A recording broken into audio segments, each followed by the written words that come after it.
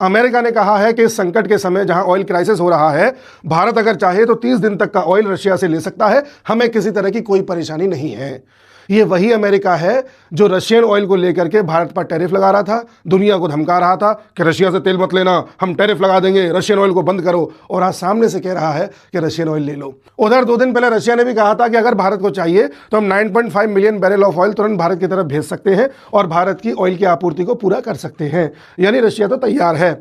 ऐसी स्थिति में अब अमेरिका को खुद सोचना चाहिए कि जहां ईरान वॉर में स्ट्रेट ऑफ हॉर्मुज बंद होती दिखाई दे रही है, दुनिया में ऑयल सप्लाई ठप होती दिखाई दे रही है, अब दुनिया के पास 2 ही बड़े ऑप्शन रह गए हैं। या तो दुनिया रशिया से ऑयल ले, जो कि सस्ता भी दे रहा है और ऑयल भी अच्छा है, या फिर अमेरिका की जो कंपनीज वेनेजुला में जाकर के ऑयल निकाल रही हैं, इस वेनेजुला का ऑयल ले। लेकिन वेनेजुला का ऑयल काफी डेंस है, उसको रिफाइन करने लायक रिफाइनरी हर देश में है नहीं। भारत में तो है लेकिन हर देश में नहीं है। प्लस अमेरिका उतना सस्ता ऑयल दे भी नहीं पाएगा जितना रशिया दे रहा है। यानी कि हर तरह से रशिया फायदे में है।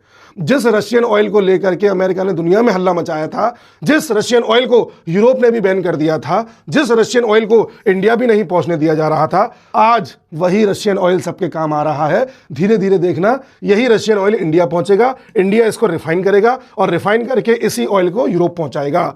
और साथ ही अगर ईरान को जरूरत पड़ी, युद्ध लंबा खिंचा, तो रशिया अपने वेपन्स ईरान को भी बेच सकता है। यानी कि रशिया ईरान को वेपन बेच करके भी पैसा कमाएगा, दुनिया को ऑयल बेच करके भी पैसा कमाएगा।